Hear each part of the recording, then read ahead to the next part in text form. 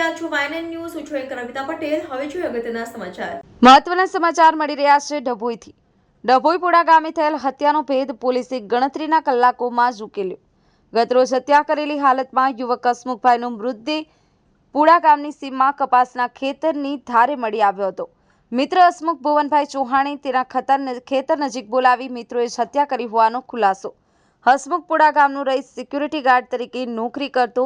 તેની સાથે નોકરી કરતા કાશીપુરા તાલુકો જિલ્લો વડોદરાના મિત્ર મિતેશ નરસિંહ વસાવા અને સતીશ નરોત્તમ વસાવાએ જ મિત્રની કરી દીધી હતી હત્યા. મળતી વિગતો અનુસાર રૂપિયાની લેતી દેતી બાબતે હત્યા કરી હોવાનો ખુલાસો. પોલીસે હત્યાને કઈ રીતે અંજામ આપ્યો તે અંગે વધુ તપાસ હાથ ધરી. પોલીસે હાલ બંને આરોપીઓને ઝડપી પાડી તપાસ શરૂ કરી. ઉદય પંડ્યા, વાયએનએન ન્યૂઝ, ડભોઈ.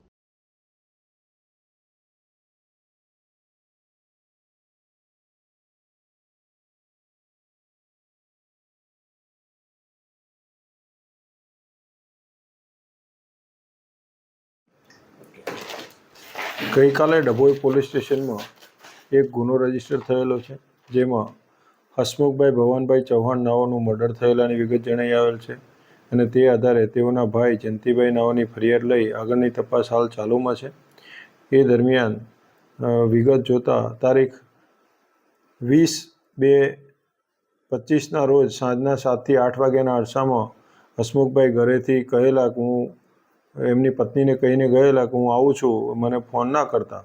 તે અનુસંધાને તે પછી તેઓનો ફોન રાત્રે બંધ થઈ ગયેલો અને શોધખોળ કરતો મળી આવેલા નહીં અને બીજે દિવસે સવારે એટલે કે ગઈકાલે સવારે તેઓની લાશ તેઓના ખેતરની જોડેથી જ મળી આવેલી હતી. આ આધારે હાલ ડભોઈ પોલીસ દ્વારા તપાસ ચાલુમાં છે.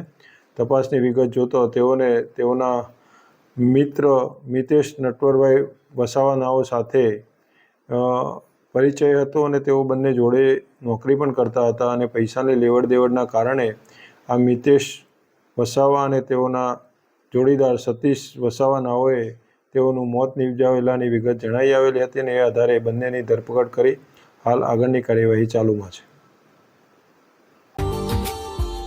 Subscribe now and press the bell icon. Never miss an update.